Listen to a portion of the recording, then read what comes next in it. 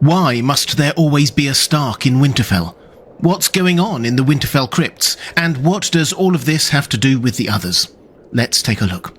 Hi everyone, this is Robert. Welcome to In Deep Geek. If you like theories, background, history and lore about A Song of Ice and Fire, The Lord of the Rings and The Witcher, this is the place for you. Welcome. This is a compilation of 7 videos in a loose series looking at the complex set of clues George R. Martin has given us about the magical significance of the Winterfell crypts, Winterfell more broadly, the Starks and the others. I hope you enjoy it. Why must there always be a Stark in Winterfell? It's a phrase that keeps on cropping up in A Song of Ice and Fire, but why? Is there something magic going on? 7 of the first 8 chapters of Book 1 are from the Stark's perspective, and over 70% of all of A Game of Thrones. We know they are central to the plot, but how? Why did George R. R. Martin decide to make them the people we should sympathise with at the start of this story? Because he surely does want to make us sympathise with them. I'm sure there are a lot of answers to that, and we'll try to cover them all in this series, but let's start by focusing in on their link to Winterfell and the many secrets that lie there. In particular this time, why must there always be a Stark at Winterfell? Well, we should acknowledge that there is definitely a practical benefit of the saying to the Starks. It adds legitimacy to their rule. The Starks didn't just rule from Winterfell because they always have or because they have a big army. No, they must be there for vague historical or possibly even magical reasons. The North is built on tradition, and the Starks being in Winterfell is one of the central parts of that. So I'm sure the Starks were happy to keep on repeating the phrase to support their rule. But crucially, the saying also ties the Starks to the castle. They couldn't move to a bigger or cooler or better situated castle, for example. As far as we can tell, until Bran and Rickon fled Winterfell at the end of A Clash of Kings, there had been a Stark in Winterfell without break for millennia. This sometimes had amusing or consequential implications for the Starks, trying to juggle their family members amid various crises so as to ensure there was always a Stark in Winterfell. For example, Lord Rickard Stark sent all his children to the tourney at Harrenhal, but himself stayed in Winterfell until Benjen returned all the way north to tag-team him in, so to speak, so he could then head south for Brandon's planned wedding. And then Benjen had to stay in Winterfell throughout the entirety of Robert's rebellion until Ned returned, when he could then safely leave to join the Night's Watch. So let's take the reasonable starting position that this saying is there to ensure that the Starks both remain in power and remain in Winterfell. Why? Well, let's dig into the history a bit. Winterfell has been the home of the Starks for perhaps 8,000 years. In fact, for as long as House Stark has existed. This timing is crucial because it means that it was built at about the same time as the Wall by Bran the Builder, who was the founding father of House Stark. In other words, the founding of the Stark dynasty is connected inextricably with both the building of Winterfell and the defeat of the White Walkers the first time around, or more precisely, the defences built against their return. Hold on to that thought, we'll come back to it a few times in the next few videos. House Stark isn't just an old ruling house, they were central to the plans to defend Westeros against a return by the others from the start.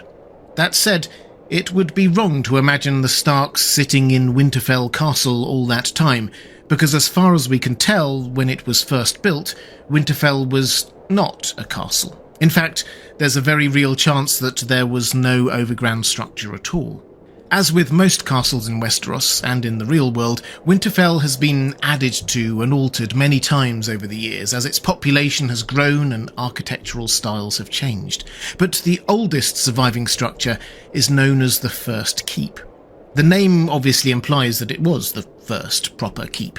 This is what Bran was climbing when he spied Jaime and Cersei Lannister way back at the beginning of the story. However, as old as it is, even the First Keep appears not to be original. Its rounded architectural style shows that it is from after the Andal invasion of Westeros, so at least 2,000 years after Winterfell was apparently built, and there is no evidence of what, if anything, was there before the First Keep. Given the different ground levels of the castle, it was certainly not a large structure. The ground levels in Winterfell are fascinating, incidentally. The site wasn't levelled before construction to an alarming extent. You can enter one building on the first floor, cross a bridge and leave another on the third floor.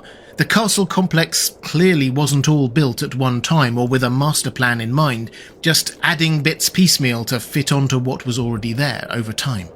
Which is obviously strange because the other things Bran the Builder apparently built, the wall, the high tower, Storm's End, if the rumours are true, have been incredibly robust, kept in place for millennia by strong magic, and haven't really been added to.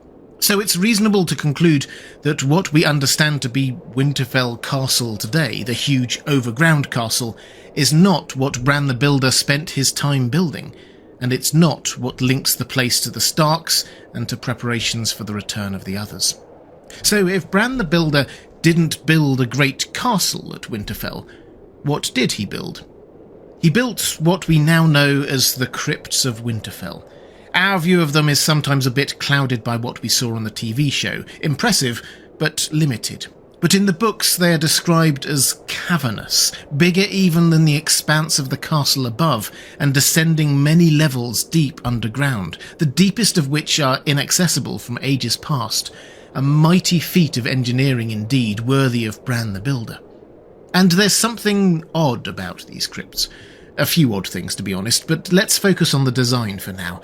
With most crypts, the oldest part is the closest to the surface. When an extra room is needed, another chamber is dug, and then another, with the newest being the furthest in or the deepest.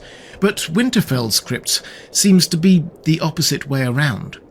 The Kings of Winter from millennia past are buried at the furthest, deepest part of the complex, with the more recent Lords of Winterfell on the level closest to the surface.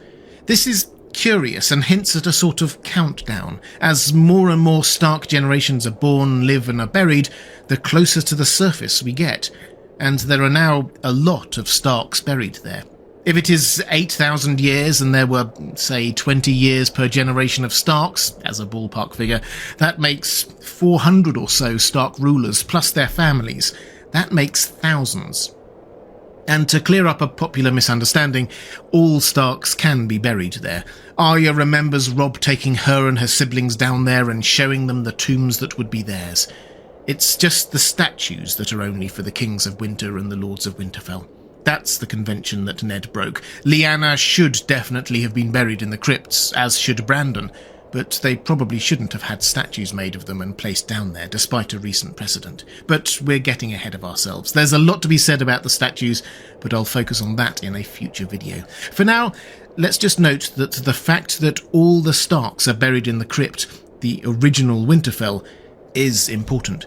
In some deep magical way, the Starks are connected to the crypt and have been for millennia. Many of them have dreams about it. Lyanna apparently made Ned promise to take her body hundreds of miles north to be buried there. Arya, Bran and Rickon all think about it many times and play there often. Even Ned, not a man to give in easily to superstition, could feel the eyes of the dead Starks on him when he was talking to King Robert there. They were all listening, he knew. In contrast, Theon and Jon, a secret Targaryen, remember, feel that it isn't a place for them. Robert Baratheon thinks of it as cold and dark. It's only a place for Starks. There, deep underground more than anywhere else, is the spiritual home of the Starks, not the castle above ground. That is where the Starks belong, and no one else. At which point, it's worth taking a step back to remind ourselves of what the original site of Winterfell must therefore have looked like. A lone weirwood tree standing atop of a massive cave system that stretches deep underground with space for thousands of Starks to be buried over the years to come. In this context, it seems pretty clear that there must always be a Stark in Winterfell wasn't just about political power. They didn't rule all the North for millennia, or even to keep them in the castle, which wasn't even there at the time, but to ensure that the Starks would always be buried down in that crypt. The site was well chosen to allow the Starks to survive there even through the harshest of winters. Whoever picked the location wanted people to be able to stay there and guard the location regardless of the weather or climate. And the Starks definitely made best use of it. As the castle was built, the hot spring water that bubbled up to the ground nearby was piped through the walls to keep the main castle warm. They set up wells and fountains in courtyards outside the castle to keep the small folk, gathered from afar, alive in the harshest of winters, and even created a massive greenhouse called the Glass Garden to trap the heat in and allow them to grow vegetables all year round. The Starks could survive without ever relocating, and even magnanimously support their vassals in times of need. There was never a reason for them to move elsewhere. One other thing is worth noting about that original plan of catacombs beneath a weirwood tree. If it sounds familiar, that may be because it's very reminiscent of what we see and read about in Bloodraven's cave north of the wall. That also consisted of caves lined with the dead and forgotten in a hollow hill beneath a massive weirwood tree, which suggests that the plan for Winterfell was not just a human plan, but from the children of the forest and the weirwood trees themselves, which makes Winterfell much more than just stone walls. One of the most noticeable things about the first few chapters of Book 1 is how the language used to describe Winterfell is that of a living, organic being. The hot water is pumped around the castle like blood through veins, we're told. The air in the crypt is said to move up the stairwell in chill breaths. The castle is said to have grown like a monstrous stone tree, its roots sunk deep into the earth. The imagery is strong. Some book fans have suggested, and I tend to agree with them, that the final vision that Bran has through the weirwood tree of a sacrifice of someone probably also named Bran and probably also an ancestor of his, Bran the Builder perhaps, before the Winterfell weirwood may have been sealing a pact of sorts, the magic that founded Winterfell. We don't have enough to go on yet to confirm that, but it makes sense that a ceremony and sacrifice like that did happen, tying the Starks to Winterfell.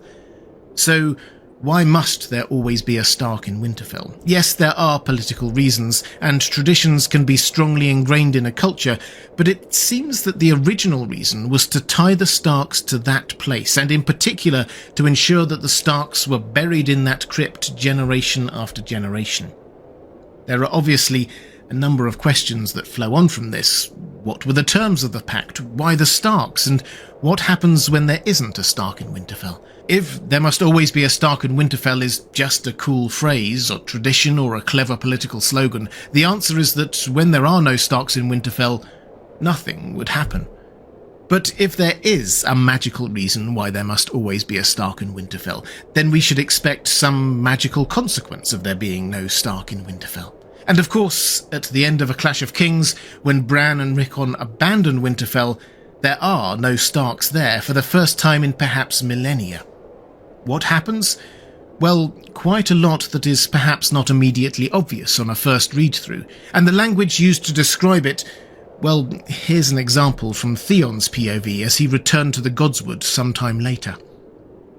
It felt like some strange underworld, some timeless place between the worlds where the damned wandered mournfully for a time before finding their way down to whatever hell their sins had earned them. Are we all dead, then? He thought. That's pretty bleak, and not just an isolated passage. Bran's final thought as he looked back on Winterfell for the last time was that Winterfell was broken. What happens when there is no Stark in Winterfell? It becomes broken and winter falls. We see this happen in A Song of Ice and Fire, so let's take a look. "There must always be a Stark in Winterfell" has meant that the Starks have been buried in the Winterfell crypts every generation for an extraordinary 8 millennia. Perhaps the biggest bit of supporting evidence for a magical explanation for the saying would be to see what happens when there is no Stark in Winterfell, as happens when Bran and Rickon leave at the end of A Clash of Kings. Simply put, if that phrase were just a political slogan, we might expect there to be no particular impacts. A power vacuum, perhaps, but nothing that appeared particularly magical.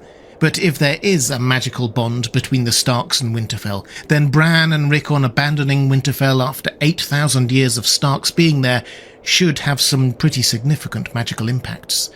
So, what happens when the Starks do leave Winterfell? Well, to start with the more mundane political implications, obviously the Boltons step into the political vacuum and are the new leading house in the north, supported by the Lannisters and the Freys.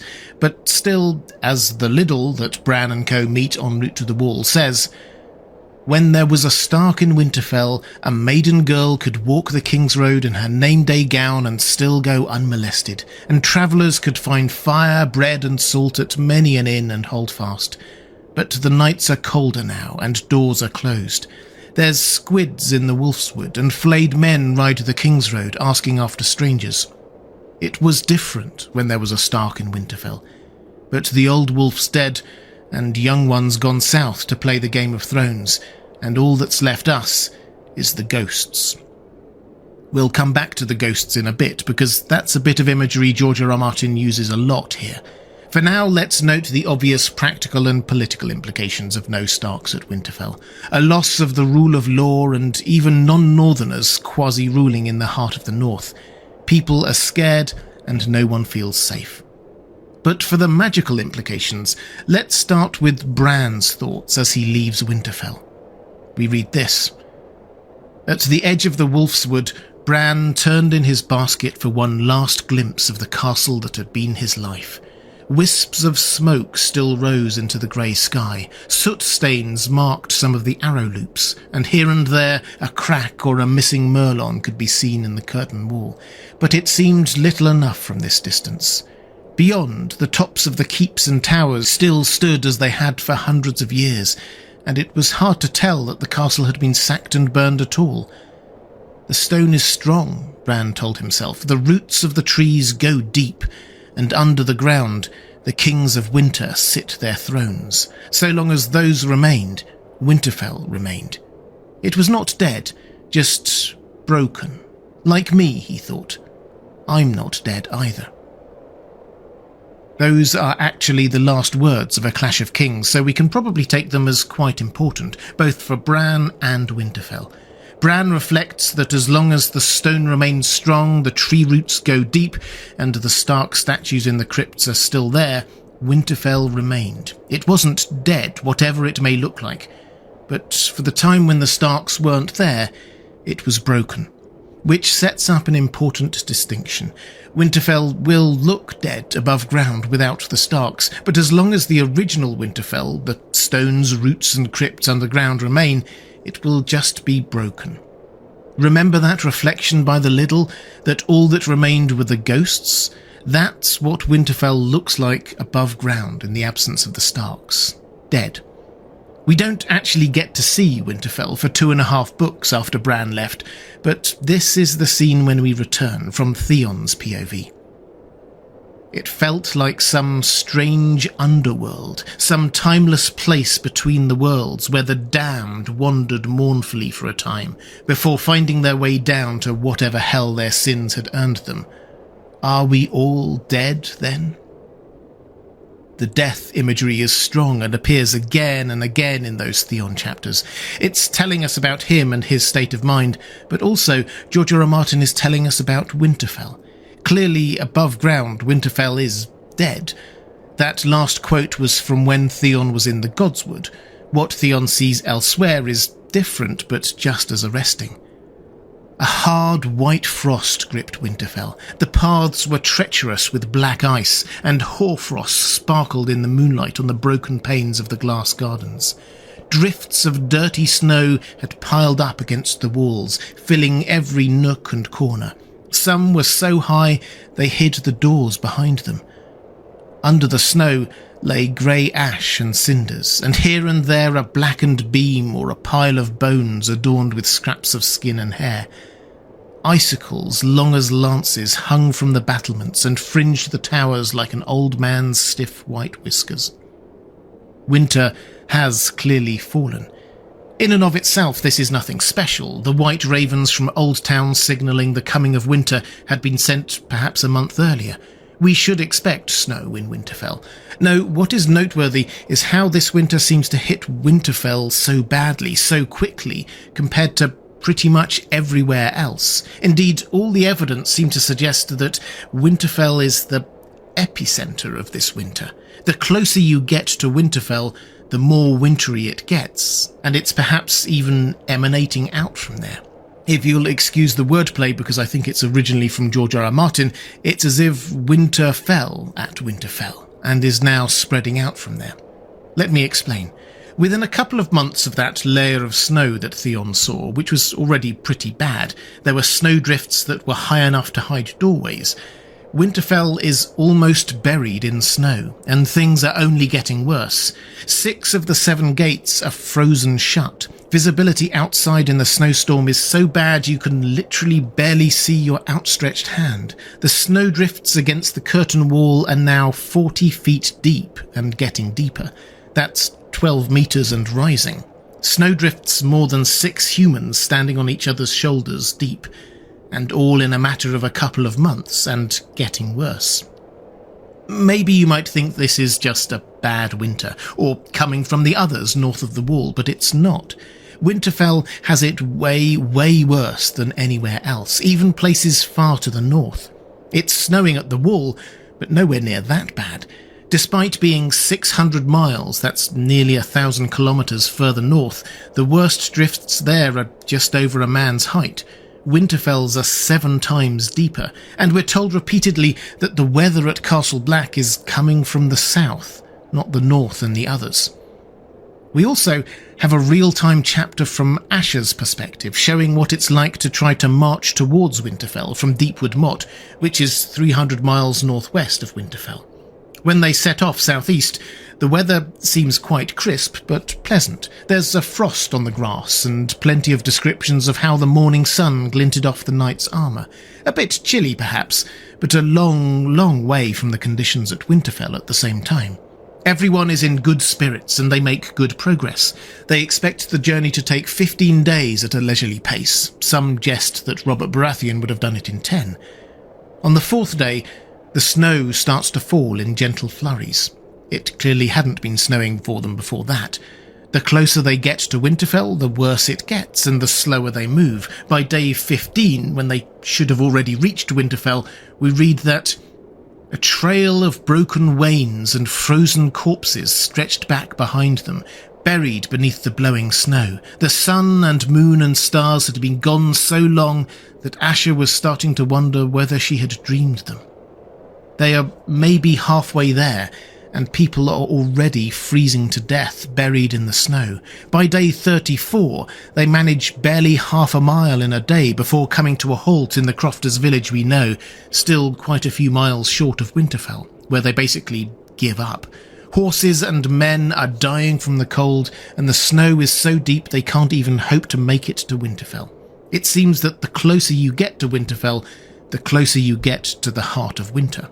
A phrase I chose carefully, because the heart of winter means something in this world.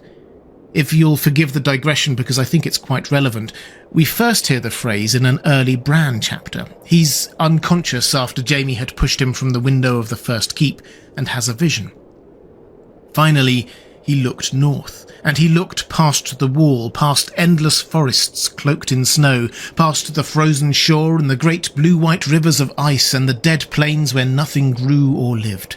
North and north and north he looked, to the curtain of light at the end of the world, and then beyond that curtain. He looked deep into the heart of winter. And then he cried out, afraid, and the heat of his tears burned on his cheeks. "Now you know," the crow whispered as it sat on his shoulder. "Now you know why you must live." "Why?" Bran said, not understanding. Falling. "Because winter is coming." Immediately, we get the connection between the others and the Starks with winter is coming. Then compare that with the Theon POV when he is rescuing Jane Poole from Winterfell in the midst of that winter. They were in the heart of Winterfell, with the castle all around them, but no sign of it could be seen.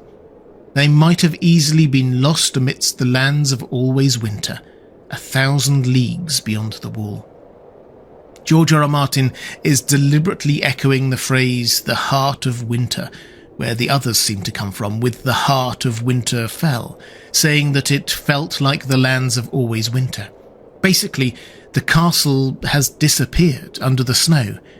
Again, we get this connection between the Starks, Winterfell, and the others. But let's jump back inside the castle to see what's really going on. Because in that 2-book break, the Boltons have headed up there for the marriage of Ramsay Bolton and Jane Poole, who is disguised as Arya.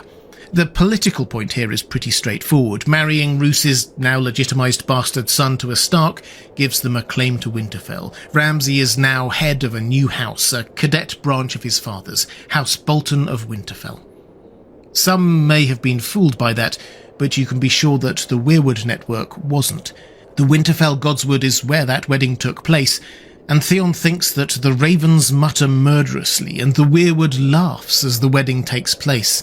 Something is wrong and different. The death imagery again is everywhere. Theon thinks that Jane looks like a corpse bride. Tree roots are half buried. Again, that quote, "It felt like some strange underworld, some timeless place between the worlds, where the damned wandered mournfully for a time, before finding their way down to whatever hell their sins had earned them." Are we all dead then? Seriously, this should be a wedding, but it feels more like a wake.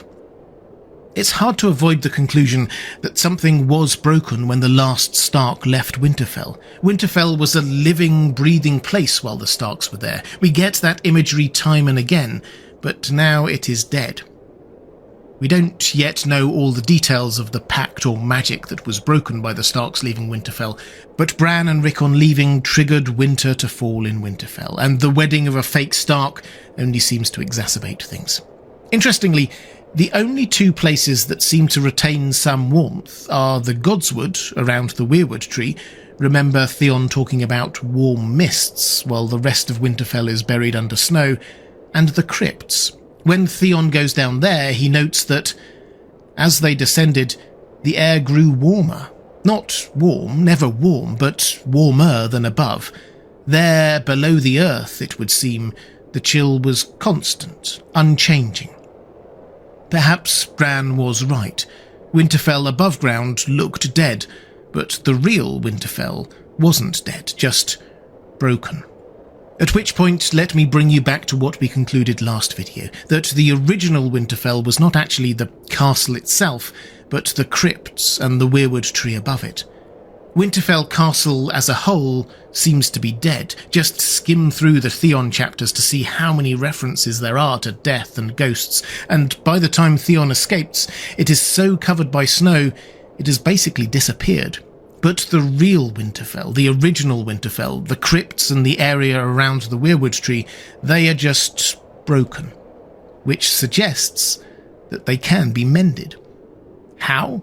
Well, presumably by the Starks returning to Winterfell. We'll probably get quite a lot of the Winds of Winter first, but this is a hint of hope. Winter emanating from Winterfell can be stopped. So, who might be the first Stark back in Winterfell? To be honest, they are all quite a long way away. Jon seems likely to head there at some point to try and take it back from the Boltons. That was what he was planning to do when he got the pink letter. Yes, he was killed, but he's probably coming back from that. But he's secretly a Targaryen, not a Stark. So will the magic reset when he gets to Winterfell? Perhaps it will be another clue to his parentage, which obviously still hasn't been revealed in the books. So perhaps Rickon or Bran. Davos has gone to look for Rickon, and although the timelines aren't 100% clear, that seems to have been a few months ago, so perhaps he will appear sooner than we think. Bran, however, is perhaps a couple of 1,000 kilometres north in Bloodraven's cave, and his disability makes travel slower. Don't expect him to arrive any time earlier than the end of the Winds of Winter. Arya and Sansa are similarly both a long way away. Any way you look at it, there won't be a Stark in Winterfell for a while. Certainly until the second half of the Winds of Winter, and in the meantime, winter falling in Winterfell will impact on the plot in massive ways. Winterfell itself will be snowed in, travel to and from it will be slow and dangerous. Stannis' offensive has ground to a halt, so the battle in the ice between Stannis' forces and Roos's will take place away from Winterfell. On the show, what prompted Melisandre to sacrifice Shireen was to alleviate the weather for Stannis. Perhaps a little of the impact was lost there because the weather we saw on screen wasn't even slightly comparable to what we read in the book, but that probably makes it more likely that the sacrifice will happen. If Melisandre sees in the fires her Azor Ahai reborn freezing and unable to move in the ice and snow, and maybe even if he asks her for help, would she not do whatever magic it took to help him from afar? And perhaps that frees Stannis to attack Winterfell, a newly resuscitated Jon to march south, or Ramsay to head out to hunt rumours of Rickon returning.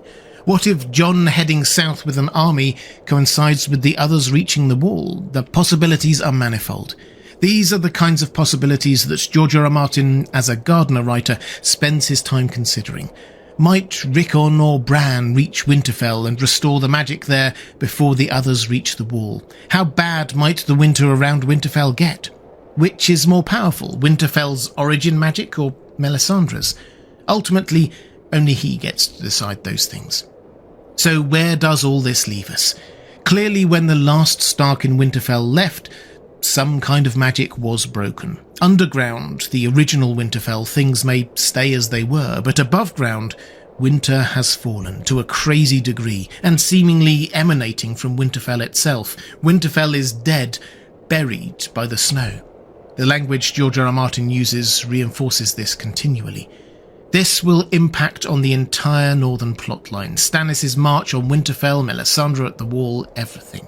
Though, as Bran notes, the real Winterfell is not actually dead, just broken. The question is, when will the Starks return? And fundamentally, why does it all matter? Clearly, Winterfell is tied to the Starks and also tied to the defences against the return of the others, but what defence could Winterfell actually offer? Why is it so important that Winterfell be fully operational? At which point, let me put a little bit of bonus content in here that wasn't in the original videos. I actually now think that winter falling on Winterfell happens not when Bran and Rickon leave, but when that wedding happens in the Winterfell Godswood between Ramsay Bolton, as he is then, and Jane Poole, masquerading as Arya Stark. A new house is formed, House Bolton of Winterfell, and ownership of Winterfell officially, as witnessed by the Winterfell weirwood tree, lots of ravens and northerners, officially passes out of Stark hands and to another house. The snows then start falling heavily, really heavily, as if something magical had broken. It's a nuanced point, but one I thought worth sharing. Anyway, back to the crypts and the heart of Winterfell. Where are Ned Stark's bones? They were last seen being taken back up to Winterfell, but they don't seem to have arrived. And why is it important? Honouring the dead through funeral rites is a sacrosanct thing in Westeros, as it is in our own world. Even in the depths of war, a family's right to set someone's mortal remains to rest according to their own customs is recognised by almost everyone. How this is done does vary. Targaryens burn their dead, Tullys place the body on a boat drifting downstream and set it alight, and the Starks inter their fallen in the crypt below Winterfell, a tradition dating back millennia. Despite the variance, the principle remains the same. The highborn are returned to their family homes for their funeral. If a noble lord or lady dies far from home, you might, in normal times, expect quite a procession as their body is brought back, an honour guard of knights or vassals or family members, and some silent sisters to care for the body itself. The Silent Sisters are an order of women within the Faith of the Seven dedicated to just this, attending to the dead, particularly highborn dead. But of course, Ned Stark's death did not take place in normal times, nor was the manner of his death normal. A serving hand of the king accused of treason and then beheaded, acting as a catalyst for a continent-wide civil war. Would the convention of returning a body to its family be respected in these circumstances? Well, it probably wouldn't have been but for Tyrion. Joffrey ordered Ned's head put on a spike on the walls of the Red Keep as a warning, and there it stayed for about a month. But as soon as Tyrion arrived there, fresh with a letter from his father pronouncing him acting Hand of the King, he ordered it taken down and handed to the Silent Sisters. Then, when Robb Stark sent a letter proposing peace terms, the terms were unacceptable and everyone knew it, Tyrion took the opportunity to send Cleos Frey, the emissary and go-between, back to Riverrun with Ned Stark's bones. It's a fun side note here that Tyrion was only able to get away with that without Cersei objecting, because she wasn't there in the throne room that morning, because Tyrion had slipped a laxative into her wine the previous evening. She couldn't come to that meeting because, well, she was rather busy elsewhere. Tyrion really was playing a sneakily good Game of Thrones during a Clash of Kings. Anyway, the reason why Tyrion sent the bones north was as a simple gesture of goodwill. Ned's execution had been a massive insult to the Starks, and this was a first small conciliatory step. It didn't cost him much, and he still had plenty of other bargaining chips. Sansa was still the Lannisters' prisoner, and Ice, the Stark hereditary greatsword, was also still in their possession. But sending Ned's bones elevated his blanket no to all of Robb's other demands to something that perhaps, maybe one day, could turn into a real negotiation. And frankly, most people would accept that it was the morally right thing to do. An easy win for him, or perhaps even just an easy way to stop things getting any worse. Anyway, Sir Cleos Frey heads up to Riverrun, which Robb had made the base of his operations south of the Neck, along with a small retinue and some silent sisters. By the time they got there, Robb had left to fight in the Westerlands and Cat was returning from her ill-fated attempt to treat with Renly. And it's clear that the Silent Sisters and then the Tullys had treated Ned's bones with great respect despite the circumstances. This is what Cat found when she returned to Riverrun. They had laid him out on a trestle table and covered him with a banner, the white banner of House Stark with its grey direwolf sigil. "I would look on him," Catelyn said. "Only the bones remain, my lady." "I would look on him," she repeated. One of the Silent Sisters turned down the banner. Bones, Catelyn thought. This is not Ned, not the man I loved, the father of my children. His hands were clasped together over his chest, skeletal fingers curled about the hilt of some longsword. They had dressed the bones in Ned's surcoat, the fine white velvet with the direwolf badge over the heart. The head had been rejoined to the body with fine silver wire. And Cat wastes no time in deciding what the next step should be. We read on. "I am grateful for your service, sisters," Catelyn said, "but I must lay another task upon you. Lord Eddard was a Stark, and his bones must be laid to rest beneath Winterfell. They will make a statue of him, a stone likeness that will sit in the dark with a direwolf at his feet and a sword across his knees.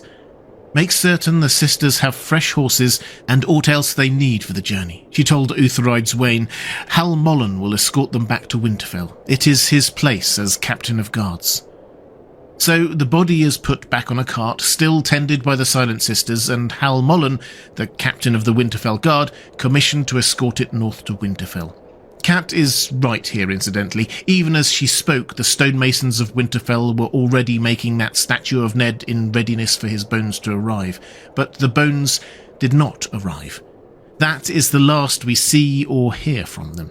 So, what happened to them between Riverrun and Winterfell? Well, the first thing to note is that whereas Cat probably thought that the path northwards would be pretty straightforward, Robb was king of all of the lands north of them, and the Lannisters had sent the bones to her as a gesture of goodwill, so there was no reason to think that they would try to get them back.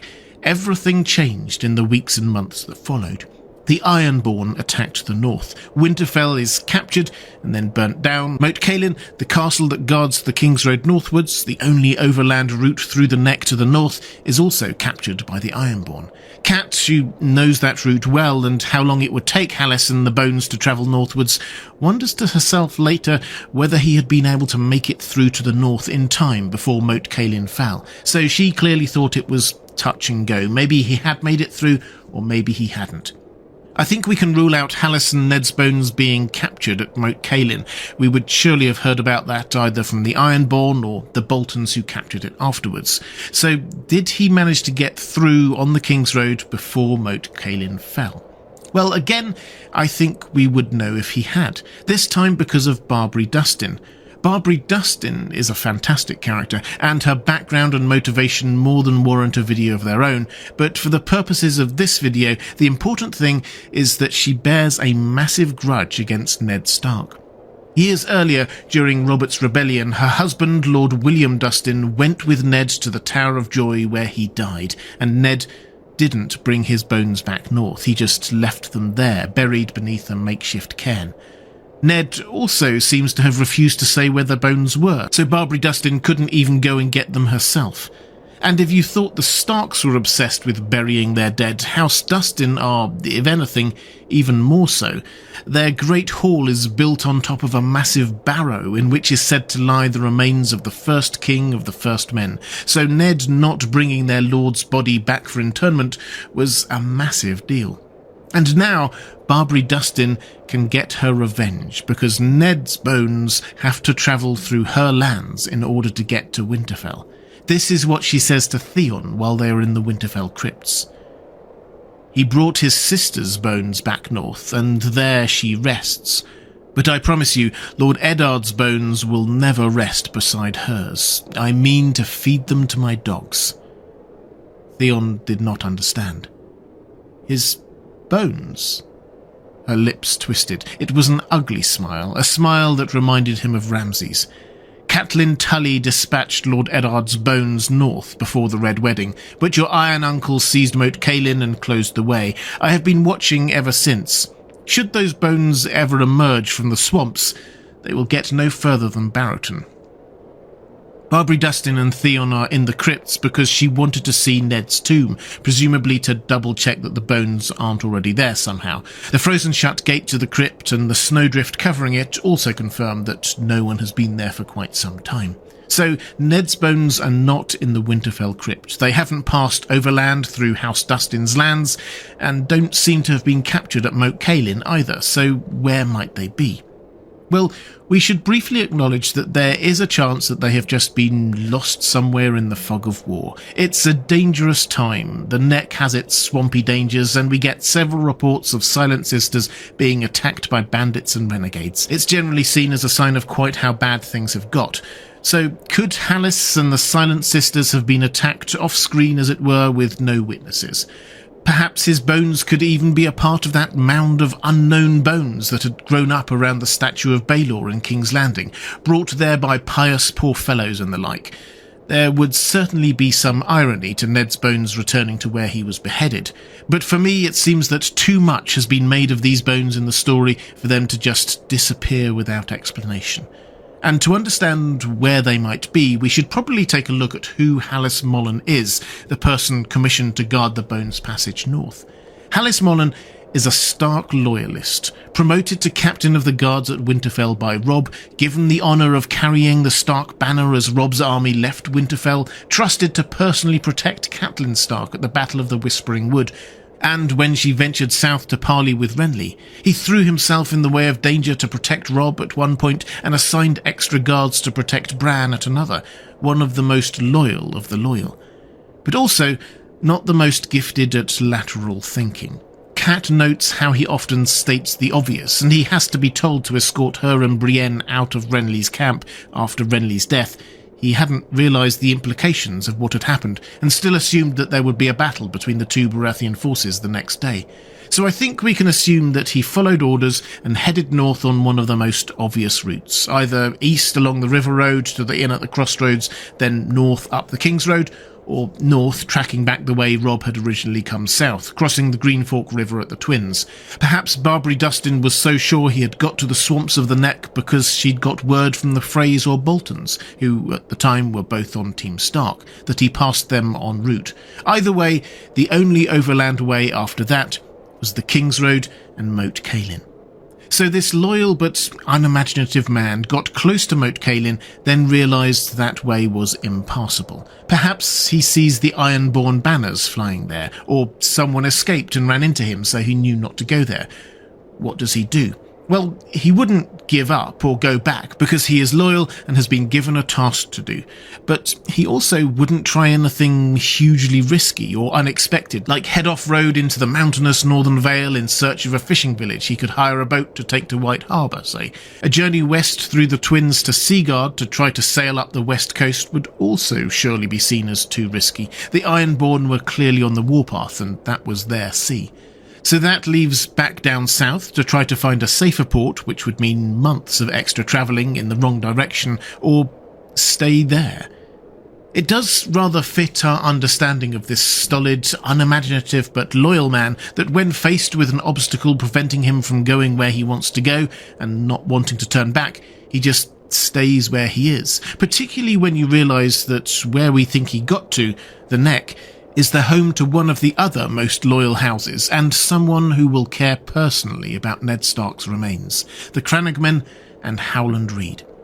We haven't yet met Howland Reed in A Song of Ice and Fire, but he was one of Ned Stark's closest friends and allies. They shared a tent at the tourney at Harrenhal, and Howland accompanied Ned to the Tower of Joy, being the only other person, apparently, who walked out alive from that encounter. Ned recollects that he would have died there but for Howland Reed, and Robb Stark knows how highly Ned thought of the Crannogmen. He says so, and his entire plan to retake Moat Cailin relied on their involvement. He didn't doubt them for a second, even though they'd hardly been involved at all in the war until then. Hallis Mollen was close to Robb and will have known all this too. He will have trusted the Crannogmen too. So, for Hallis, the most obvious thing for him to do when he couldn't go north up the King's Road would be to seek the aid of Howland Reed, and Hallis was the kind of man to do the most obvious thing. Not that he probably even needed to go and find Howland. Howland probably found him. We know the Crannogmen were keeping an eye on the King's Road near Moat Cailin because they kept on firing poisoned arrows at the Ironborn, and then Theon when he approached it. As Hallis neared Moat Cailin, the Crannogmen could have just emerged from the swamp and ushered him and his precious cargo to safety. So if we are seeking an answer to where Ned's bones probably are, it's in the Neck at Deepwater Watch with Howland Reed. And Howland won't be the only person there. Robb sent Mage Mormont and Gelbart Glover into the Neck to find Howland Reed, so there's quite the party of Stark loyalists gathering there now. It wouldn't surprise me if we learn of Moat Cailin falling once more early on in the Winds of Winter, this time to the Crannogmen. As an aside, before we conclude the video, there is one other fan theory out there we should address. The idea that Hallis Mollen has now made his way north to Winterfell, and we saw him briefly as the Hooded Man in a Theon chapter. If you missed this, and there's no shame if you did, it was just a very brief encounter, Theon as Reek is out in the snow at Winterfell when this happens. He came upon a man striding in the opposite direction, a hooded cloak flapping behind him. When they found themselves face to face, their eyes met briefly. The man put a hand on his dagger. Theon Turncloak, Theon Kinslayer. I was Ironborn. False is all you were. How is it you still breathe? The gods are not done with me, Theon answered. Oddly, he was not afraid. He pulled the glove from his left hand. Lord Ramsay is not done with me. The man looked and laughed. I leave you to him, then. And that's it. Why do people think this might be Hallis? Well, this man is clearly a Stark loyalist and out of the loop about what has been going on in Winterfell and with the Boltons. He is surprised that Theon is there and calls him Theon, not Reek. Not just Theon, but Theon Kinslayer. So someone who thought of Theon as effectively brother to Bran and Rickon. So someone who had presumably been at Winterfell while Theon was growing up. And he seems like Hallis. When he sees Theon, he states the obvious, just saying his name and Kinslayer. An echo perhaps of when Jaime was brought before Catelyn and Hallis informed her of the obvious fact that this was the Kingslayer. She could see that for herself, and the hooded man's unimaginative mind doesn't understand how Theon could have survived, like Hallis probably wouldn't have been able to. So although we don't have all that much to go on as to who this person was, it's possible. Wouldn't Theon have recognised Hallis? Perhaps, although it's noticeable that he isn't exactly in his right mind at this point, seeing ghosts from the past everywhere he goes, and we're told right before the encounter that in the snowstorm visibility was so bad that he could barely see 3 feet ahead of him. That's less than a metre. Although we can't be sure, I do like the idea that this was Hallis, who is now working to restore Winterfell to the Starks. If he'd met Mage and Galbert in the Neck, as we suspect, he will know that Robb legitimised Jon Snow in his will and made him his heir. They were both witnesses to Robb signing it, so there is hope. And Hallis wouldn't be able to get Ned's bones to Winterfell safely until the Boltons were kicked out of there, so perhaps he left the bones in Howland's safe hands and made his way up there to help in its liberation. Assuming that does happen, Ned's bones can then head north once more, Barbary Dustin permitting, probably arriving just in time for Winterfell and the Winterfell crypt to take up its role in the defence against the others. What's going on with the statues in the Winterfell crypts? They seem almost alive. Are there really souls trapped in there? The Lords of Winterfell and the Kings of Winter have had statues of them placed in the Winterfell crypt for millennia now, each seemingly in the same pose, sat with a direwolf by their feet and a sword across their lap. This is how they are described the first time we see them, as Ned and Robert head down into the crypts in Ned's first POV chapter. Between the pillars, the dead sat on their stone thrones against the walls, backs against the sepulchres that contained their mortal remains. Their likenesses were carved into the stones that sealed the tombs. In long rows they sat, blind eyes staring out into eternal darkness, while great stone direwolves curled around their feet. By ancient custom, an iron longsword had been laid across the lap of each who had been Lord of Winterfell to keep the vengeful spirits in their crypts. The oldest had long ago rusted away to nothing, leaving only a few red stains where the metal had rested on stone. It's an impressive sight, but what is most noticeable is the language used to describe them. They aren't just cold stone statues, they are described as if they were alive somehow. It's just a short passage, but scattered through it we get references like this. The Lords of Winterfell watched them pass, blind eyes staring out. The shifting shadows made the stone figures seem to stir as the living passed by. Ned wondered if their ghosts were free to roam the castle. The statue of Rickard Stark sat with quiet dignity. Robert's eyes lingered on Lyanna's face as if he could will her back to life. All around them, the dead of Winterfell seemed to watch with cold and disapproving eyes. Ned looked at the stone figures all around them, breathed deep in the chill silence of the crypt. He could feel the eyes of the dead. They were all listening, he knew. By my count, that's 8 different instances of the statues being described as being alive somehow, seeing, hearing, judging, coming to life. Every time they are mentioned, in fact, they are described in that way. George R. R. Martin certainly seems to be suggesting that these aren't normal statues. There's something else going on. And perhaps you might think that it's just Ned's imagination running away with him. It's not. Almost every time anyone goes into the crypts, or often even thinks about the crypts, the same language usage of the statues being alive somehow crops up again. For example, when Theon goes down there much later, he thinks that the stone eyes of the dead men seemed to follow him, and the eyes of their stone direwolves as well. Jon has dreams where the statues talk to him, or that he's in the crypts and can hear Ned and Robb. When Holly tries to tempt Theon into showing her where the crypts are, she talks about the dead kings watching them down there. So what is going on? Well, to add to the trail of breadcrumbs here, we have a legend kept by the Starks about the statues in the crypts. It's this. By ancient custom, an iron longsword had been laid across the lap of each who had been Lord of Winterfell to keep the vengeful spirits in their crypts. Ned then absent-mindedly wonders whether the swords across the knees of the older statues, having long since rusted away, would mean that the spirits of his ancestors were now free to roam the castle. A fair question, but I think the key point here, and it's always worth remembering with these in-world legends by George R. R. Martin, that we shouldn't get too hung up on the details as potentially literal truth. Instead, focus on the central message. And the central message of the legend is that the spirits of the old Lords of Winterfell and Kings of Winter are trapped in the crypt. Which fits in with what George R. R. Martin is telling us about the statues with that language usage.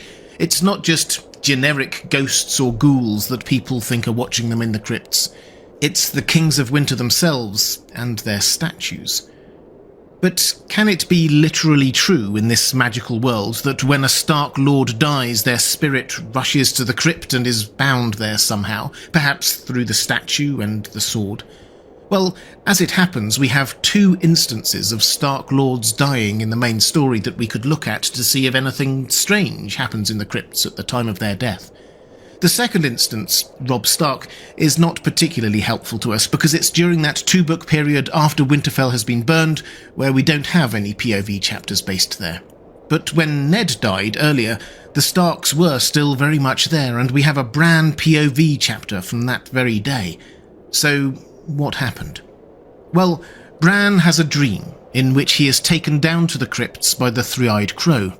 Ned is there, and they talk, though Ned is sad. Rickon has a similar dream. Both are so convinced of the realness of it that they independently head down to the crypts to find their father. Perhaps you might think that that's just them having green dreams and associating their father with the very Starky crypts, but you also have the curious incident of Hodor refusing to go into the crypts.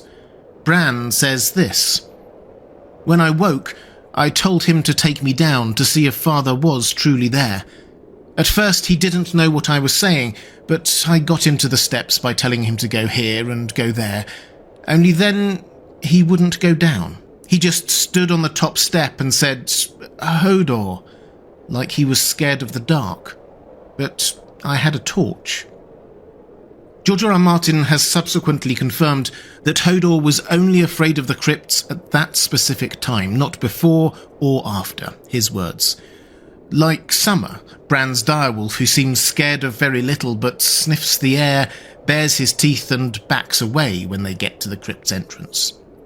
Something scary is happening in the crypts at that precise time, the very day Bran and Rickon become convinced that their father has returned to the crypts, and the very day he dies. Ned Stark's spirit has returned to Winterfell's crypts, like all his forefathers did. We should be honest and say that we don't know the exact mechanics here, whether the statue itself is required for the spirit to be bound there or the bones. There's a lot of emphasis later in the story placed on where Ned's bones have got to, but the key point is that everything George R. R. Martin tells us, Stark legend, the way he describes the statues and what happens when Ned dies, all points to the conclusion that the spirits of the Stark lords and kings of old go to the crypts and are trapped there in some magical way. Although we've yet to see the payoff of this in the story, there's no doubt that it fits into the wider themes and lore reveals we have for this world. The idea that someone's spirit or soul lingers after they die is everywhere in the story. Thoros of Myr bringing Beric back from dead, Beric bringing Lady Stoneheart back from death, the others controlling their wights, the masks the faceless men use, the House of the Undying, the Ironborn's drowning and resuscitating ritual, Patchface, Qyburn. It's everywhere you look. This is just one more instance. And with respect to the statues in particular, the imagery of stone statues being alive or coming to life is also everywhere. There's the legend that the Titan of Braavos comes to life when Braavos is under attack, a stone statue coming to life to defend a city. Further into Essos, there are people who have literally been turned into statues by grayscale. One legend has their leader, the Shrouded Lord, originally being a statue that was made to come alive. And there are plenty of figurative examples too. Lady Stoneheart, Catelyn Stark, is the obvious example, having been brought to life with a figurative stone heart. Sansa's disguise in the Eyrie is Elaine Stone. Tyrion is regularly described as being like a gargoyle, stone gargoyles being a feature of the older parts of Winterfell. The Bloodstone Emperor. Dany's dragon eggs are described as stone eggs until they come to life, as it were. And as we noted in the last video, the very stones of Winterfell Castle are also regularly described in lifelike ways. As Bran leaves the burned Winterfell, he ponders whether the castle is dead, but concludes that although it may look it, it isn't really, as long as the statues in the crypts remain. And there's Melisandre and the Azor Ahai reborn prophecy of stone dragons coming to life. It's part of why she went to Dragonstone in the first place, because of all the stone dragons there, though they have a lot less alive imagery than the statues in Winterfell. Might she have got the wrong castle, as well as the wrong candidate for Azor Ahai reborn? All this ties us back into how we started this series of videos, why the Starks needed to be in Winterfell. because the Stark lords and kings, generation after generation, were being tied to the crypts, their statues observing and judging their descendants. Bran, Rickon, Summer and Hodor all sensed Ned's spirit making that journey to the crypts when he died, as he was brought into the army of Starks tied to the Winterfell crypts. Because that's what this is, an army of stone Starks built over millennia. And while we're making connections back to previous videos, we saw how when the Starks were no longer at Winterfell, so no new Stark statues were able to be added to the crypts and the Starks couldn't guard them from grave robbers or anyone else, winter fell at Winterfell in dramatic fashion. The crypt entrance was buried under a snowdrift so swiftly and completely that even those hunting for it, Barbary Dustin, Mance's spearwives, had no idea where it was. Within a few more weeks, as Theon takes a final look at Winterfell before leaping off the wall with Jane Poole, he thinks that Winterfell is now so covered in snow it has virtually disappeared, the entire castle. There may well be other reasons, but this feels like it shutting down and protecting itself if the Starks aren't there to protect it themselves. The only two parts that don't seem affected by that unnatural cold and winter are the Godswood and the crypts themselves. Those are the parts being protected. And beneath the ground, beneath the snow, the army of dead Starks still waits for... what? What is hidden in Winterfell crypts? Yes, there are the statues, but is there something else there, something important? We never go to the bottom of the crypts in Winterfell in the books, mostly sticking to the topmost layer. That's where the Starks we know the name of are buried. Brandon and Lyanna, Ned's siblings, Rickard, his father, Cregan Stark, who we know from the Dance of the Dragons, Torrhen Stark, the king who knelt to Aegon the Conqueror, and so on. That first level is itself quite deep down. Ned and Robert have time to have a decent conversation on the way down the stairs about the size of the north, where all the people are, the weather there, the weather down south, the delights of Highgarden and Storm's End, and so on. Robert Baratheon is out of breath by the time they reach that first level, so quite deep. But we're told they go deeper over several levels, and each level is also massive. The vaults are described as cavernous, larger even than the castle above, which, when you consider the size of the castle, is very, very impressive. We have several stories of people or things being hid down there through history, and no one can find them, it's so big. If you've watched the earlier videos in the series, you'll know that I think that hidden in plain sight are those statues trapping the spirits of long-dead Starks in there. If that intrigues you, please do go and check out those earlier videos. But this time we will be looking at the possibility that there is something else down there that is equally plot important, or maybe there is more than one other thing. Let's start with something that's fun but doesn't seem likely. That there's a dragon down there, or dragon eggs. In Fire and Blood, Mushroom alleges that Vermax, Jacaerys' dragon, left a clutch of dragon's eggs at Winterfell.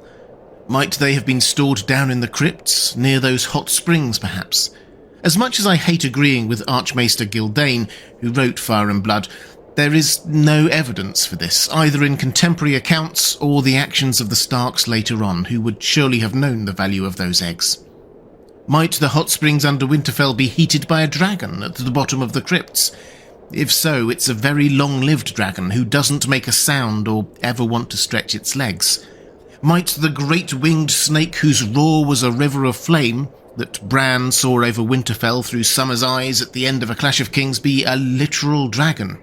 Well, I guess if we're taking that literally, we should take the other things Summer sees in that paragraph literally too, like the stars being eaten. And besides, George R. R. Martin is on record as referring to this moment under signs and portents, rather than actual dragon sightings. For what it's worth, I suspect that any dragon-related signs and portents there are in Winterfell probably refer to Jon, the secret son of a dragon, rather than a literal dragon that's been there all this time and no one noticed. So although we don't have enough evidence to say definitively that there isn't a dragon or dragon eggs or anything like that down there, we also don't have any evidence that there is. And we have a compelling idea for what any dragon in Winterfell imagery might actually be referring to.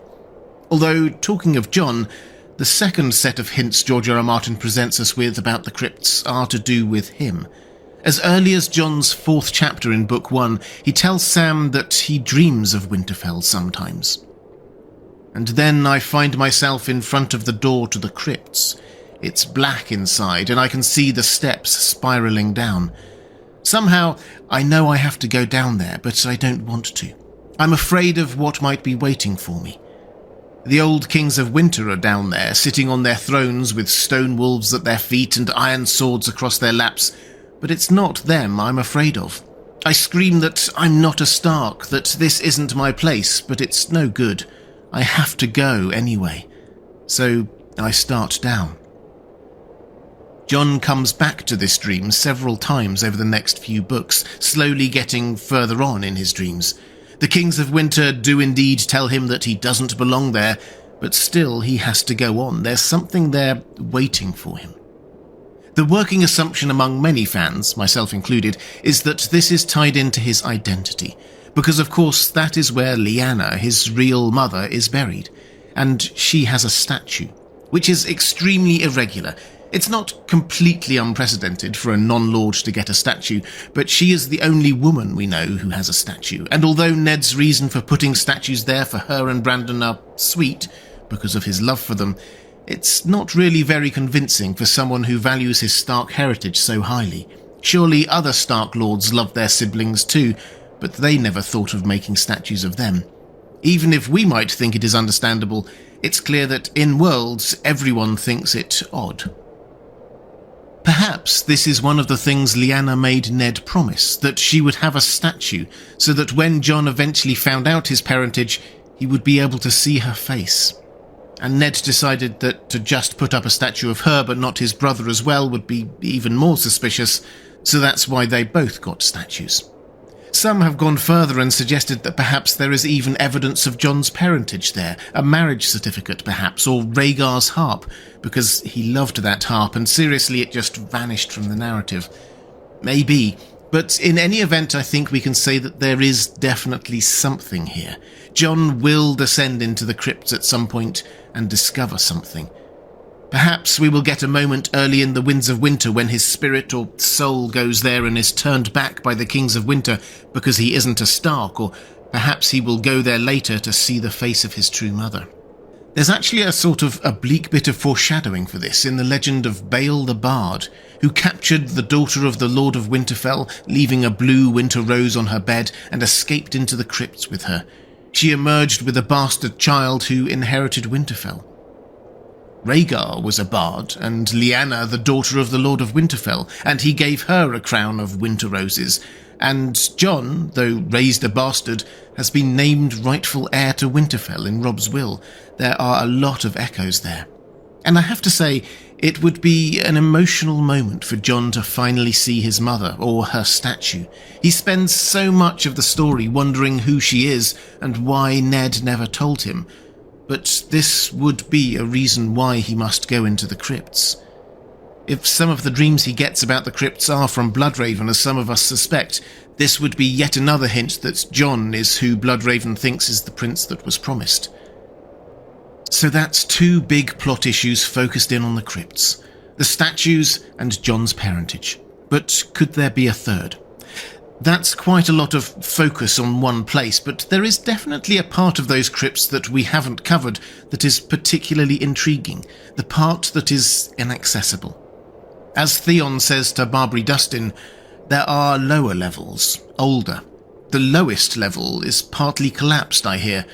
I have never been down there. This is odd. Overall, the crypts seem to be in remarkably good condition given how old they are, not damaged by age to the extent you might think.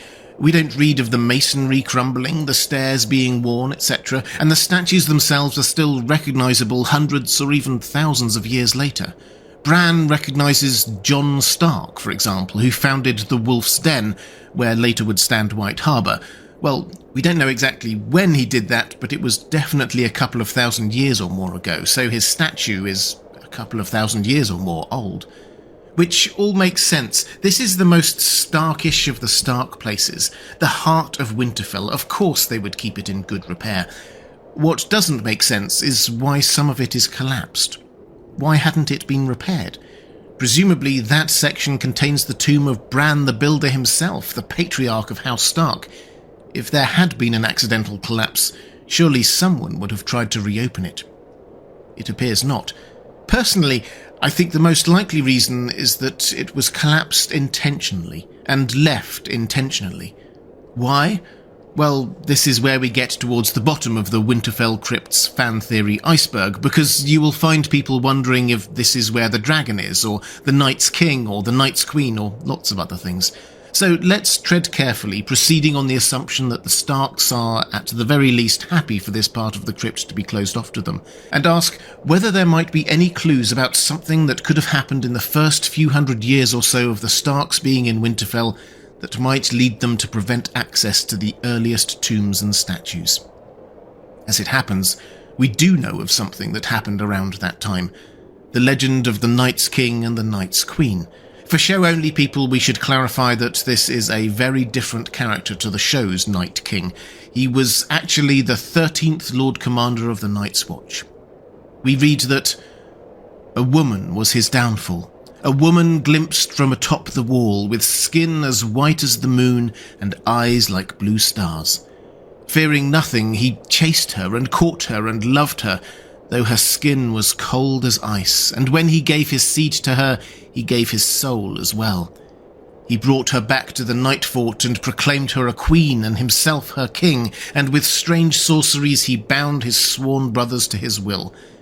For 13 years they had ruled, Night's King and his corpse queen, till finally the Stark of Winterfell and Joramun of the Wildlings had joined to free the Watch from bondage. After his fall, when it was found that he had been sacrificing to the others, all records of Night's King had been destroyed, his very name forbidden.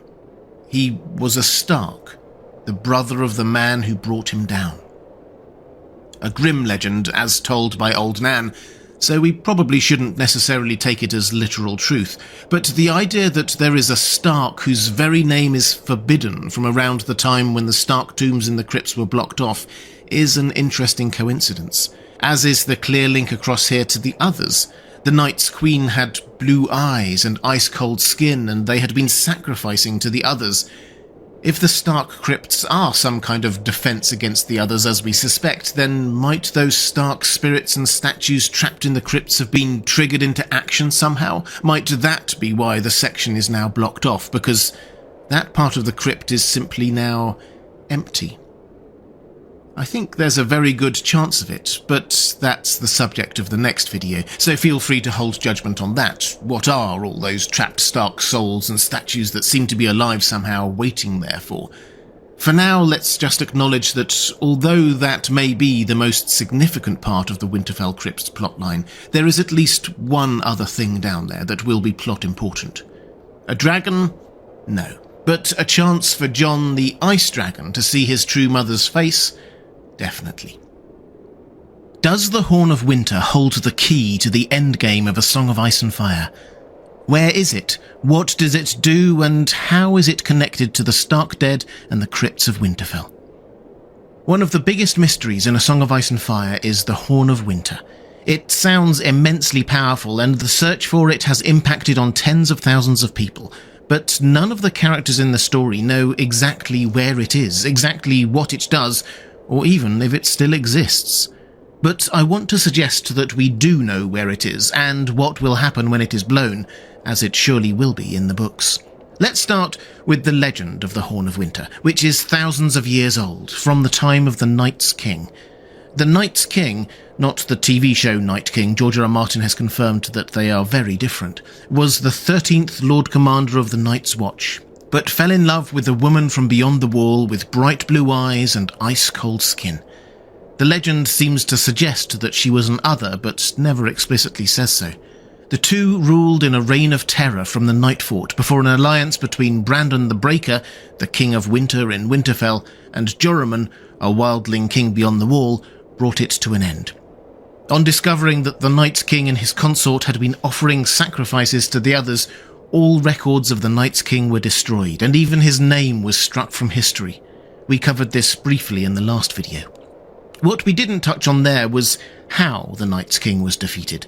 because the main myth, as told by Old Nan, doesn't really focus on that.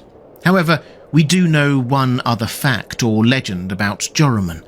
He blew a horn known as the Horn of Winter, which later became known north of the Wall as Joramun's Horn. Blowing it apparently woke the giants from the earth.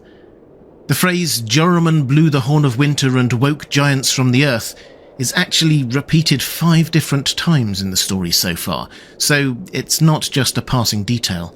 And it's a story that is clearly well known south of the Wall too. At one point Jon makes a joke about the Horn of Winter and giants to Alliser Thorne, which would only work if he knew Alliser Thorne would also know the legend. So we don't know, but presumably these giants woken by the Horn of Winter helped to defeat the Night's King. Centuries and millennia later, by the time of the main story, the myth around Joramun and the Horn appears to have grown, north of the Wall at least, through popular songs it would seem. The Free Folk now seem to believe that blowing the horn would bring down the Wall. This belief is so strong that Mance Rayder leads the wildling host he had assembled on a wild goose chase, digging up dozens of graves of legendary kings and heroes looking for it, delaying their journey south considerably. He wasn't thinking of actually using it, but instead trading it with the Night's Watch in return for safe passage through the Wall. But he didn't find it. So he pretends to have found it, threatening the Night's Watch that he will get Tormund to blow it and bring down the Wall. The threat was taken seriously enough by people like Melisandre that she had it burned afterwards. So what can we make from this legend? Well, we need to treat it with some caution, as we do every legend in the world of Ice and Fire, and we need to take account of one other aspect of the story.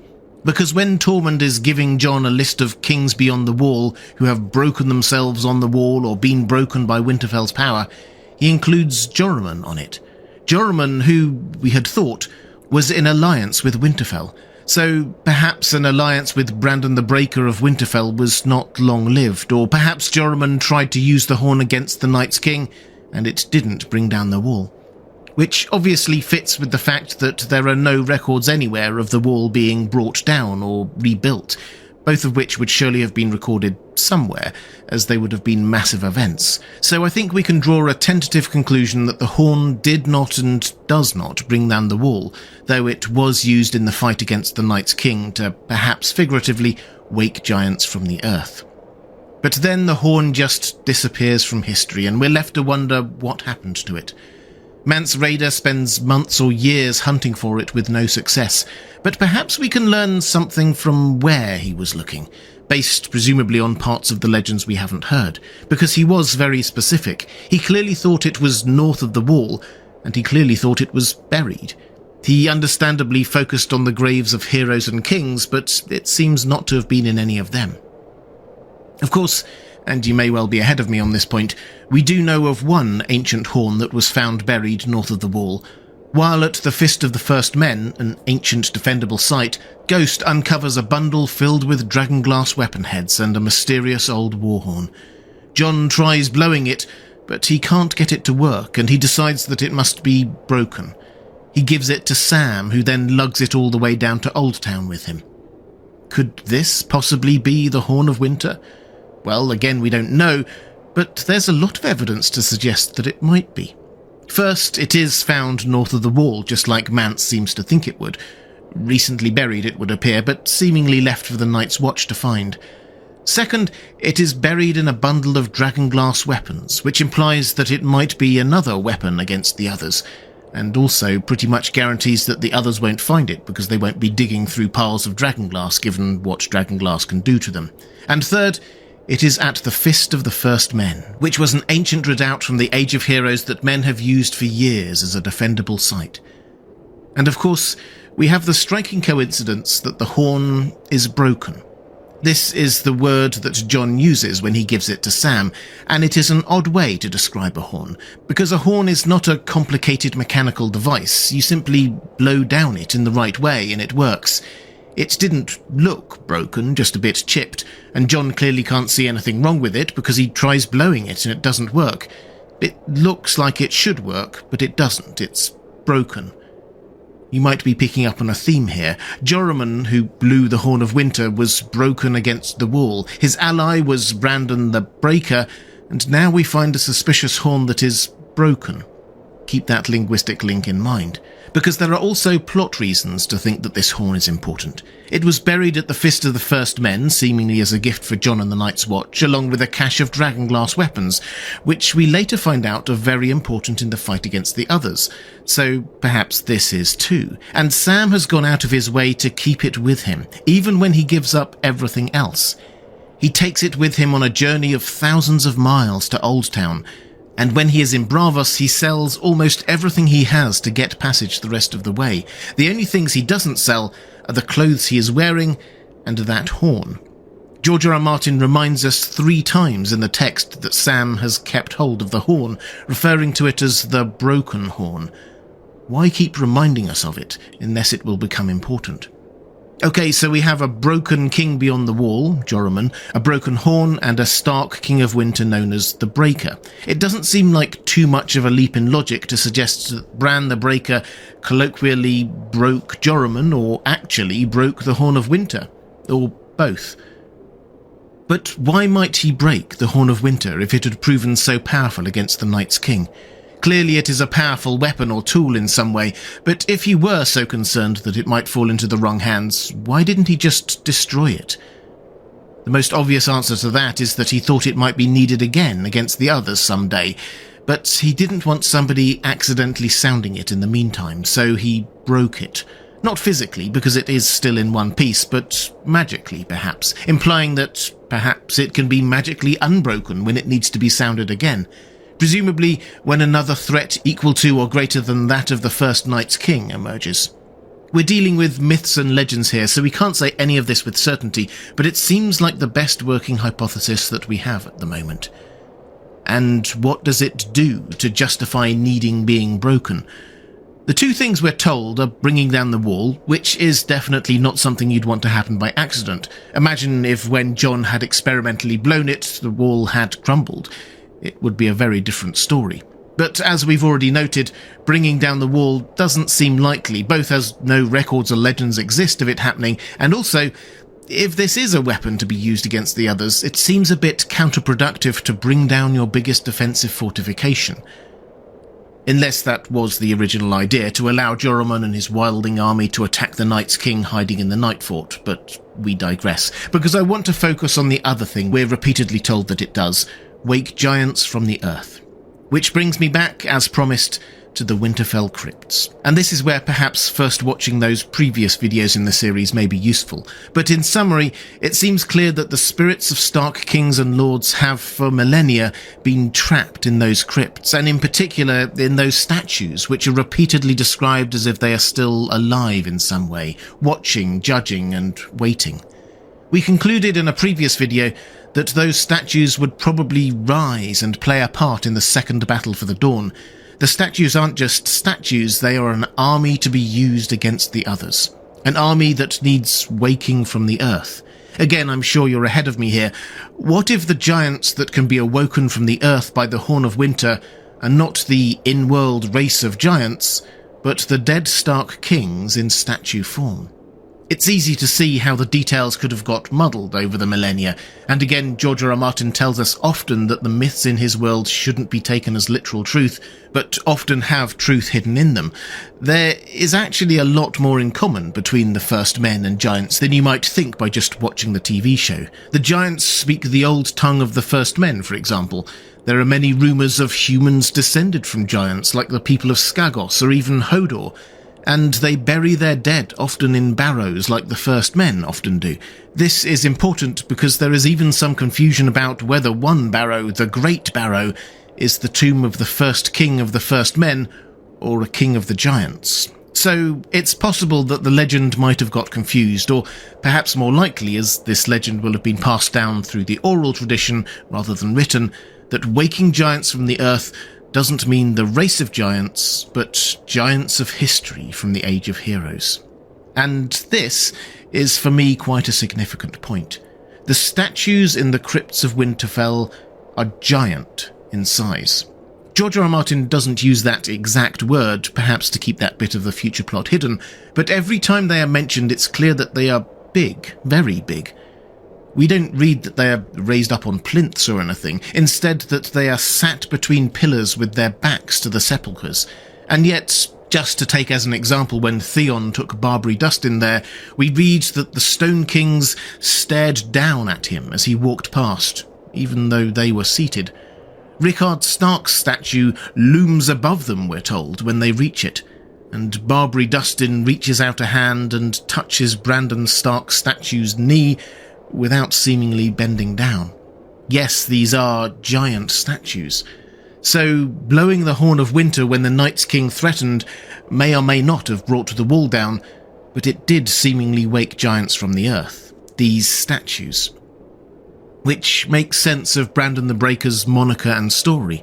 After what must have felt like an era-defining struggle against the Night's King, the big question he must have faced would be what to do with the Horn of Winter. It will have proved so powerful that he wouldn't want to destroy it in case it was needed again, but he also wouldn't want anyone lightly raising his ancestors from the dead beneath his feet. Perhaps he decided to temporarily break it. Perhaps that is why the horn we believe to be the Horn of Winter is broken, and why Brandon was called the Breaker. It also makes sense of why it is called the Horn of Winter, because it wakes the kings of winter, and is intended to be used during the long winter. For those who enjoy the homages to some of his favourite other fantasy authors that George R. R. Martin often throws into his world, there is also a clear echo here of the dead men of Dunharrow in The Lord of the Rings, who follow Aragorn's lead into the battle with the armies of Mordor, although they are ghosts who might frighten the enemies, and these are real living statues that can do real damage, and presumably can't be raised again as ice wights as the others do to normal fallen foes. How might the horn be mended? That's a very good question. Perhaps Sam will discover something in an ancient tome in the Citadel, or perhaps, more likely I think, Bran will discover something going back in time looking through a weirwood tree.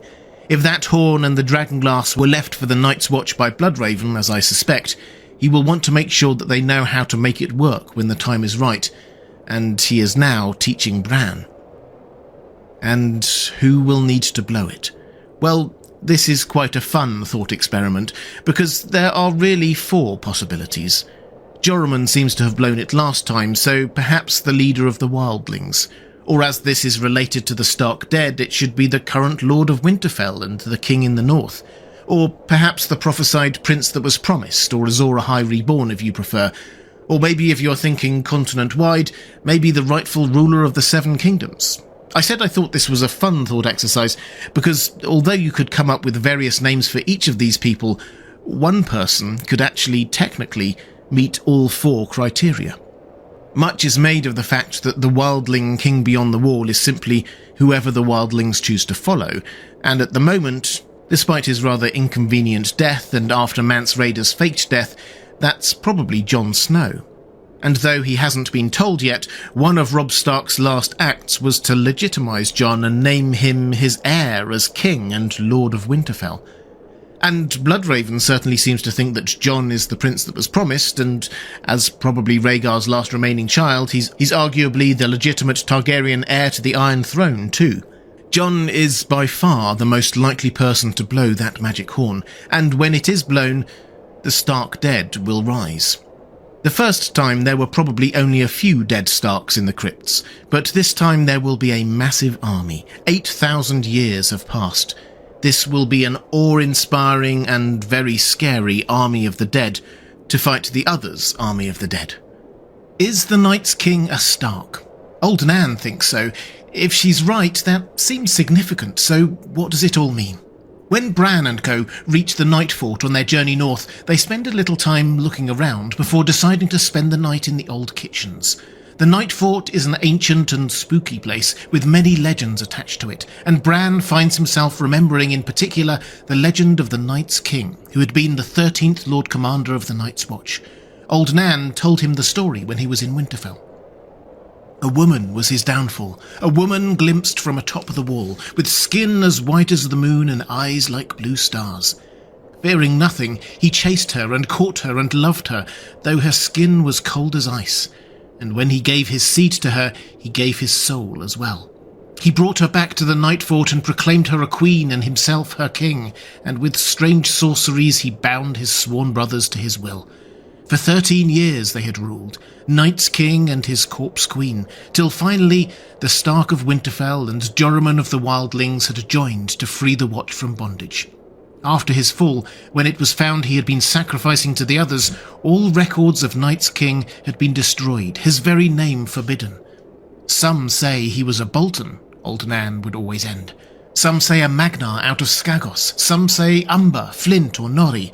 Some would have you think he was a Woodfoot, from them who ruled Bear Island before the Iron Men came. He never was. He was a Stark, the brother of the man who brought him down. She always pinched Bran on the nose then, he would never forget it. He was a Stark of Winterfell. And who can say, mayhaps his name was Brandon. Mayhaps he slept in this very bed, in this very room. Old Nan clearly loved telling stories to scare Stark children, and we should probably say straight away that George R. R. Martin has been pretty clear that his Night's King, with an S, was a different being to the Night King on the TV show.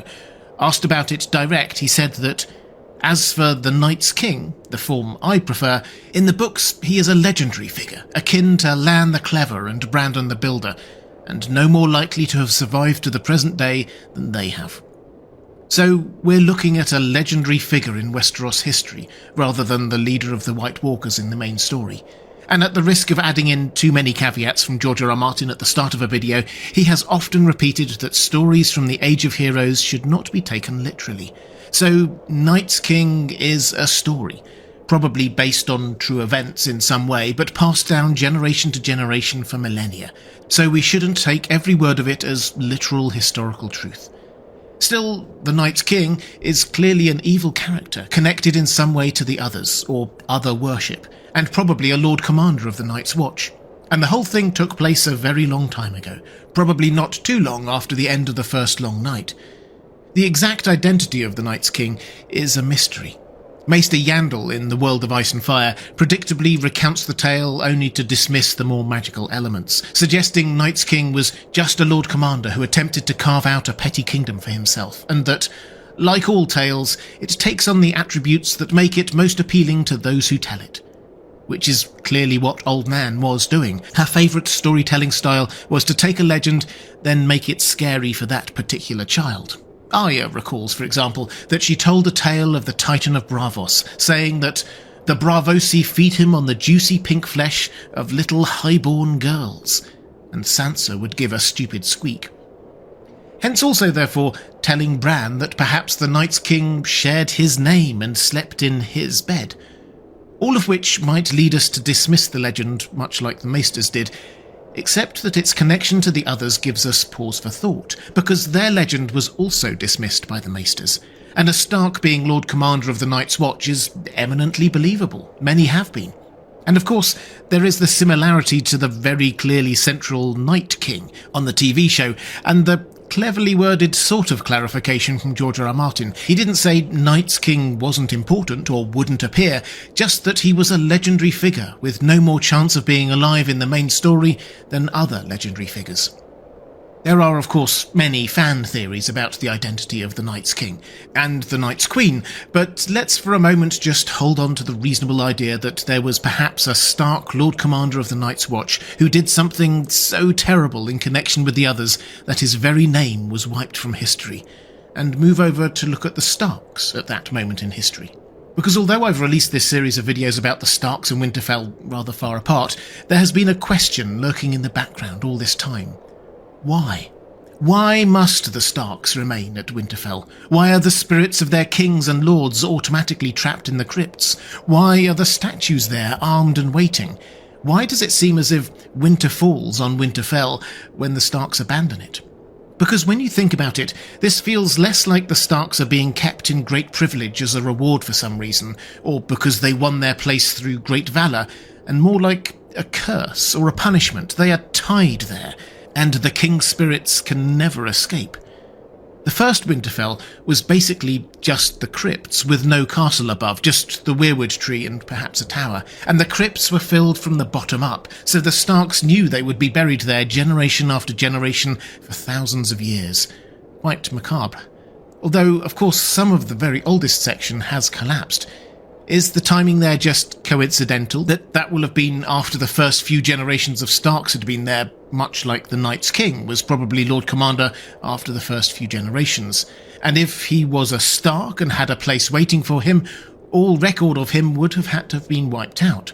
Anyway, at some point in ancient history, the spirits of the Stark kings were bound into that crypt, seemingly against their will. We read that, by ancient custom, an iron longsword had been laid across the lap of each who had been Lord of Winterfell to keep the vengeful spirits in their crypts. These spirits are vengeful and have to be kept trapped in there. We know some hints of the nature of life and death in the world of Ice and Fire, but the basics seem to be that when somebody dies, their spirit leaves to go somewhere. But something of them may linger, as Qyburn would say, though diminishing over time. Hence Lady Stoneheart and Beric, and the skin changers who live on for a time in their bonded animal. In all cases, the spirit wants to leave, to where we don't know, unless bound to the world by some powerful magic. So someone, at some point, did some pretty powerful magic to bind the Starks there. Not just one Stark, but every Stark king and lord for thousands of years. And we also know a little bit about the nature of magic in this world. Two things almost always appear key. Intentionality, you need to be meaning to do magic, and sacrifice. Only death can pay for life, there is power in a king's blood, and similar sayings. And I do wonder whether we might have seen something of whatever magical ritual took place to bind the Starks there. While in Bloodraven's cave, Bran accesses the Weirwood network and sees through the Winterfell Weirwood as a number of scenes play out. They appear to be going backwards in time. I'll skip a couple of them for brevity, and do be aware that there's some graphic language in the upcoming quote. But we get first his father, then his Uncle Benjen and Aunt Lyanna as children, then what seems to be Old Nan as a young woman, and probably Sir Duncan the Tall, what appears to be Brandon Snow making weirwood arrows at the time of Aegon's invasion, and furthest back in time, this. A bearded man forced a captive down onto his knees before the heart tree. A white-haired woman stepped toward them through a drift of dark red leaves, a bronze sickle in her hand. "No," said Bran. "No, don't." But they could not hear him, no more than his father had. The woman grabbed the captive by the hair, hooked the sickle round his throat, and slashed. And through the mist of centuries, the broken boy could only watch as the man's feet drummed against the earth. But as his life flowed out of him in a red tide, Brandon Stark could taste the blood. That sounds like a sacrifice to me, and although George R. R. Martin is deliberately vague in his language, it appears to be a sacrifice of a Brandon Stark. What if that Brandon Stark is the Brandon Stark who may have been the Night's King, or Brandon the Breaker, the Stark King of Winter at the time, or perhaps even the legendary Bran the Builder? Or perhaps it doesn't matter all that much, because the point here is that this is a Stark being sacrificed in front of their own weirwood, to seal some dark magic. At around the same time that some dark magic must have been performed to seal the spirits of the Stark Kings of Winter there beneath Winterfell. The legend of the Night's King is almost certainly not an exact description of what happened back then, but it does seem likely that there was a Lord Commander of the Night's Watch long ago who did something terrible connected to the others. Old Nan asserting that the Night's King was called Bran Stark does at least seem possible. A Bran Stark does seem to have been sacrificed in front of the Weirwood tree at Winterfell, perhaps as some kind of dark magic ritual, and we are looking for some reason why it is the Stark's souls who are bound to the crypts, seemingly against their will.